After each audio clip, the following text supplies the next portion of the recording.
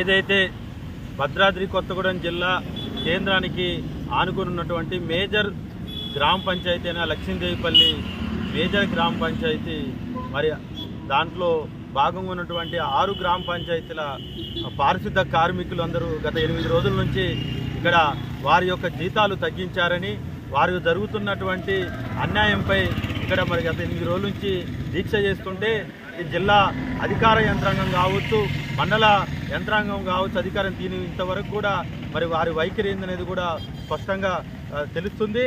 ప్రధానంగా ఈ రాష్ట్రంలోనూ ఈ జిల్లాలో ఎక్కడైనటువంటి పంచాయతీ అధికారుల వ్యవహార శైలి స్థానిక ఎంపీఓ కావచ్చు, డిపిఓ గారు మరి కొత్త మీరు పాత జీవోలను తీసుకొచ్చి వీరు ఏదైతే 12,000 రూపాయలు 500 రూపాయలు గతంలో ఇచ్చినటువంటి జీతాల్ని ఈరోజు 3,000 రూపాయలు తగ్గించి మరి ఆ 3,000 రూపాయలు మీ జమలో వేసుకుంటున్నారా, మీరు మీ ఖాతాలో పెట్టుకుంటారా?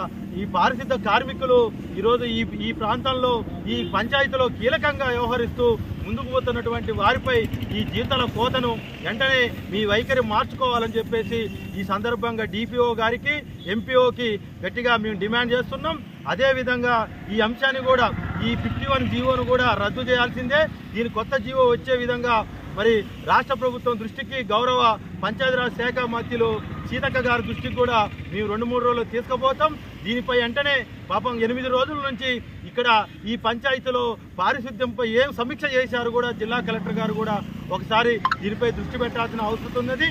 8 రోజుల నుంచి ఇక్కడ ఈ కార్మికుల కడుపు కోత కోసం వీళ్ళు ధర్నా చేస్తుంటే వారికి సంబంధించి గ్రామాల్లో మరి అనేక ఇబ్బందులు ఉంటున్నాయి. ప్రజల ఆగ్రహంతో మరి వాళ్ళ సమస్యలు కూడా ఉన్నాయి. కాబట్టి జిల్లా కలెక్టర్ గారు దీనిపై వెంటనే సమీక్ష చేయాలని చెప్పేసి కూడా ఈ సందర్భంగా స్పష్టం చేస్తూ వీళ్ళు జీతాలు పెంచే విధంగా ఏదైతే ఈ 51 జీవోని రాష్ట్ర ప్రభుత్వం గతం ఇచ్చిన జీవోని రద్దు చేసి నూతనంగా ఇప్పుడున్నటువంటి కార్మికులకు రాష్ట్ర వ్యాప్తంగా ఉన్న పంచాయతీ కార్మికులకు 12,500 పైన వారు ఏదైతే పని చేస్తున్నారో వారి గౌరవ వేతనంగా ప్రత్యేక జీవో తీసుకురావాలని చెప్పేసి కూడా ప్రభుత్వాన్ని ఈ సందర్భంగా డిమాండ్ చేస్తున్నాం.